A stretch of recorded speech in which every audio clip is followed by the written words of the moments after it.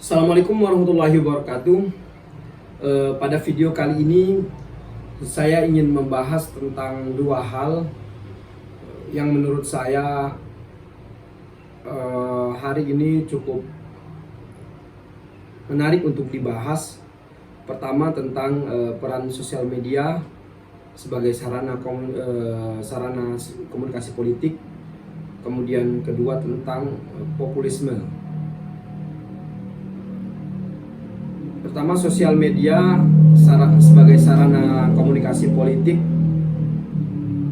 merupakan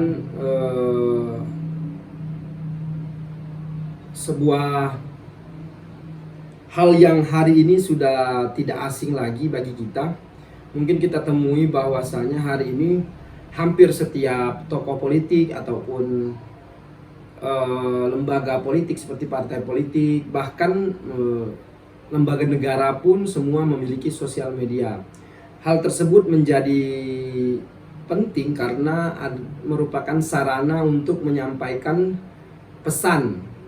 pesan-pesan dari seseorang tokoh politik atau sebuah lembaga politik seperti partai politik kepada masyarakat tentang ide, gagasan, kemudian segala hal yang menjadi tujuan dari tokoh politik tersebut atau partai politik tersebut. Nah, hari ini kita lihat bahwa hampir semua tokoh politik, kemudian partai politik, bukan hampir semua, tapi semua sudah memiliki akun sosial media. Bisa kita temui di sosial media gitu. Kenapa ini menjadi penting? Karena ini menjadi corong baru. Ada sekelompok masyarakat, bukan sekelompok masyarakat, hampir semua masyarakat kita menjadi pengguna internet. Dan mereka hampir semuanya mengakses sosial media. Ini mempermudah seorang tokoh politik atau sebuah lembaga politik menyampaikan pesan tersebut kepada orang tersebut. Karena kalau sekiranya sebuah tokoh politik mengadakan pertemuan secara langsung untuk menyampaikan gagasan-gagasannya untuk sampai kepada masyarakat, itu mungkin butuh 2, 3, sampai 4 kali pertemuan sehingga masyarakat mulai memahami apa tujuan visi misi dari seorang tokoh politik tersebut. Namun dengan sosial media, dia cukup membuat video, kemudian dia sebarkan di berbagai platform sosial media miliknya. Masyarakat sudah bisa menilai dan sudah bisa mendengar. Kalau belum paham bisa diulangi kembali. Kemudian ada komunikasi dua arah juga di sosial media. Artinya ada kolom komentar, ada DM yang menjadi sarana komunikasi dua arah antara tokoh politik dengan masyarakat atau komoditi politiknya. Sehingga terjadi komunikasi dua arah tersebut, akan tahu bahwa masyarakat akan ikut mengontrol atau ikut menyampaikan ide gagasan kepada seorang tokoh politik atau kepada partai politik yang menjadi keresahannya atau yang menjadi keinginan masyarakat tersebut. Secara langsung bahkan hari ini tanpa ada sekat. Kalau misalnya sekelompok masyarakat atau kita sendiri seorang individu ingin bertemu dengan tokoh politik yang cukup penting, sebagai satu contoh lah hari ini, misalnya kita ingin bertemu dengan Presiden Jokowi, mungkin ada jarak yang sangat luar biasa. Tapi hadirnya media sosial memotong jarak itu. Melalui media sosial kita bisa DM, "Pak, saya ingin melaporkan ini begini-begini." Contoh sederhana yang sudah terjadi, misalnya anaknya Presiden Jokowi yang merupakan wali kota Solo, Mas Kaisang, itu aktif di sosial media. Di Mas Gibran, wali kota Solo, sangat aktif di sosial media Twitter. Ada beberapa pengaduan masyarakat, bahkan mungkin pengaduan tersebut bukan terkait dari wilayah teritorialnya, yakni wilayah kota Solo gitu. Tapi juga di wilayah lain, bahkan masyarakat mengadu kepada Mas Gibran, "Mas, di sini ada penambang ilegal, pasir ilegal." Lalu Mas Gibran dengan cepat merespon itu dan melanjutkan hal tersebut meskipun itu bukan kewenangannya. Sehingga media sosial itu mampu mengangkat isu-isu yang mungkin selama ini terpendam, yang tidak bisa dilihat gitu. atau yang tidak terlihat kasat mata dari sekelompok masyarakat kecil, dari orang terpinggirkan. Nah, media sosial mampu mengangkat itu dan menyampaikan itu kepada orang yang bersangkutan, kepada tokoh publik yang bersangkutan.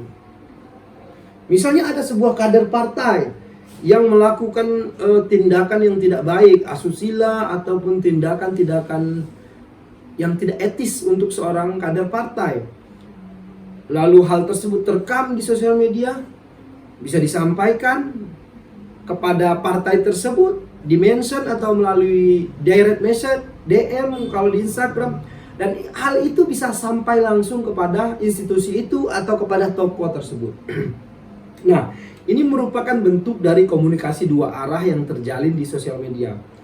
Orang juga menggunakan sosial media untuk membentuk image seseorang. Orang ingin terlihat sebagai seseorang yang ramah, atau sebagai seseorang yang suka jalan-jalan, atau sebagai seseorang yang concern terhadap sebuah isu. Itu bisa terlihat di sosial media. Dan orang bisa mengikuti dirinya atau bisa mengikuti seseorang itu di sosial media. Misal mempertemukan orang dengan ide dan gagasan yang sama. Nah, sosial media bisa menjadi alat itu, perantara itu untuk mempertemukan. Saya misalnya memposting sebuah seruan untuk berdiskusi tentang HAM atau berdiskusi tentang apapun lah. Lalu postingan saya dibaca oleh orang yang punya tujuan yang sama, sehingga orang tersebut mencari informasi tentang saya, kemudian mencari informasi tentang pertemuan yang saya adakan, dan ikut terlibat, ikut menyumbangkan gagasan. Nah, itu menjadi peran yang tidak bisa dilakukan orang, namun bisa dilakukan oleh sosial media. Nah, sosial media ini mempermudah kinerja seseorang, mempermudah kinerja sebuah lembaga politik, atau mempermudah kinerja seorang tokoh politik untuk menyampaikan ide dan gagasan. Dan sebaliknya, sosial media juga mempermudah masyarakat untuk menyampaikan keluhan, keluh kesah, kemudian menyampaikan hal-hal yang mungkin selama ini seperti yang saya sampaikan tadi, yang denial di tengah masyarakat atau denial dari pemerintah. Nah, sosial media mampu menjadi wadah itu, menampung semua ide itu. Artinya jarak yang selama ini jauh antara seorang tokoh politik ataupun antara partai politik dengan masyarakat itu terpangkas dengan sendirinya melalui platform sosial media.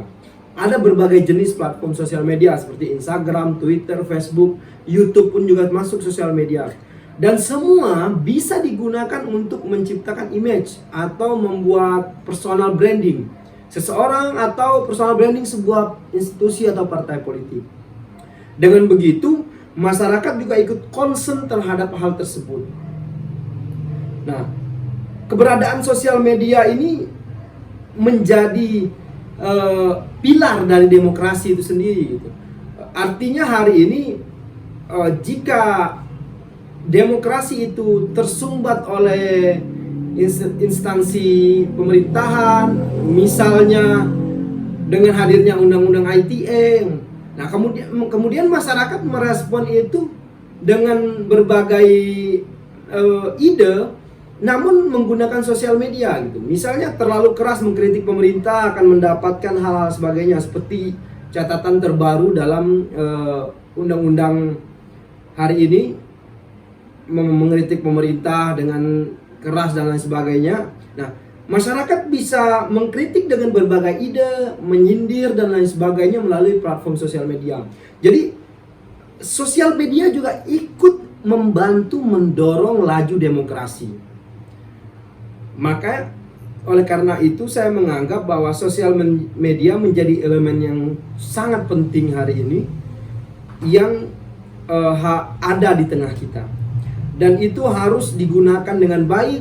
Kemudian semua orang sebaiknya menggunakan sosial media dan tahu cara aturan main penggunaan tersebut. Kenapa saya bilang tahu cara aturan mainnya? Karena banyak sekali masyarakat kecil yang akibat sosial media juga dia bisa dilaporkan, masuk penjara dan lain sebagainya karena bingung dengan cara aturan main dari sosial media. Tapi bukan berarti sosial media itu buruk, tidak. Karena sosial media itu hanya alat untuk menyampaikan gagasan tersebut atau sarana untuk menyampaikan pesan tersebut. Kemudian selanjutnya adalah populisme. Populisme ini adalah sebuah cara atau gagasan untuk menarik simpati masyarakat melalui isu-isu populis. Nah, populisme ini biasanya digunakan oleh seseorang atau sekelompok partai politik yang memang merupakan oposisi dari pemerintahan. Kenapa seperti itu? Karena isu populisme ini adalah isu yang didengar seseorang tokoh politik atau sebuah lembaga partai politik yang berkembang di tengah masyarakat yang tidak diterima oleh pemerintah. Ada sebuah isu besar, semisalnya pada masa Ahok, isu tentang reklamasi. Kemudian pada kampanyenya 2017, Anies dengan tegas mengatakan bahwa dia menolak populisme, menolak reklamasi. Ya, ini adalah ini termasuk dari isu populisme. Karena apa? Karena reklamasi. Karena dengan adanya reklamasi, adanya penggusuran terhadap masyarakat yang hidup di pinggiran pantai tersebut, ini menjadi isu yang menarik, yang dilihat oleh Anies Baswedan bisa menjadi sebuah isu untuk mendongkrak suaranya di pilkada, kemudian bisa menarik minat masyarakat sehingga isu ini digunakan dan itu berhasil. Gitu. Nah, isu populisme ini memang antitesa dari pemerintah hari ini. Sisi lain dari pemerintah, misalnya kegagalan pemerintah merespon sebuah isu tentang tenaga kerja asing misalnya. Nah, ada sebuah tokoh politik dengan jelas, dengan tegas misalnya menyampaikan bahwa kita tidak anti asing tapi kita akan mengatur dengan baik pekerja-pekerja asing yang datang ke Indonesia. Nah, ini menjadi isu populisme. Kenapa? Karena misalnya masyarakat tidak setuju, banyak yang gerah, banyak yang kesal dengan banyaknya tenaga kerja asing, sementara di kita banyak pengangguran. Ini menjadi isu populisme. Nah, hanya populisme ini bisa menjadi sebagai komoditi, hanya sebagai alat untuk seseorang tokoh politik atau sebuah lembaga politik sampai pada tujuannya. Nah, selebihnya masyarakat yang concern terhadap isu ini harus tetap mengontrol. Bisa saja hal tersebut ketika seorang tokoh politik atau kemudian sebuah lembaga partai politik sudah mendapatkan simpati masyarakat, sudah dipilih oleh masyarakat, isu populisme tadi hilang ketika dia sudah jadi gitu. Dan itu banyak terjadi. Bagaimana Presiden Jokowi membuat kartu prakerja sebagai tujuan untuk menggait masyarakat yang concern terhadap isu pengangguran dan lain sebagainya. Yang memang skala tingkat pengangguran di kita itu cukup tinggi. Kemudian Jokowi membuat ide tentang kartu prakerja. Begitu juga dengan pada pilkada DKI, Anies Sandi membuat ide tentang OKOC. Namun pada faktanya hari ini apakah kedua program tersebut berjalan? Apakah mampu menampung banyak tenaga kerja, menciptakan tenaga kerja, menciptakan lowongan pekerjaan baru? Tidak juga gitu.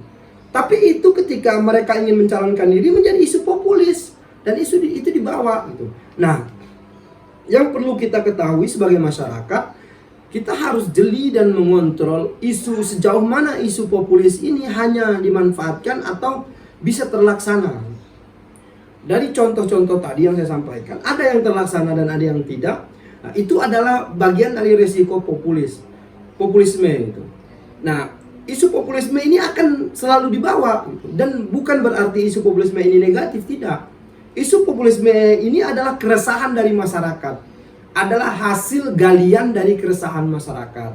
Dan isu populisme ini penting untuk diangkat karena ingin menarik simpati dari masyarakat. Bagi seorang tokoh politik itu sangat penting, bagi sebuah lembaga partai politik itu sangat penting karena ingin menarik simpati masyarakat.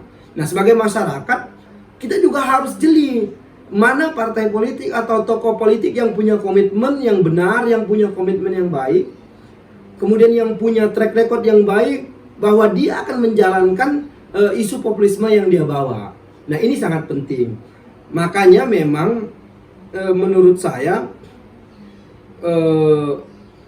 kita sebagai masyarakat yang menjadi target pasar market politik harus jeli, kemudian jeli di dalam melihat isu, kemudian jeli juga di dalam memilih sebuah pilihan partai politik atau seseorang tokoh politik. Hal ini bertujuan agar isu populisme tadi tidak hilang di jalan. Sehingga ke depan isu populisme itu benar-benar terlaksana dan tidak menjadi isu populisme lagi. Mungkin itu saja pada kesempatan kali ini. Dalam kesempatan yang lain kita akan membahas hal-hal lain yang mungkin lebih menarik lagi. Wassalamualaikum warahmatullahi wabarakatuh.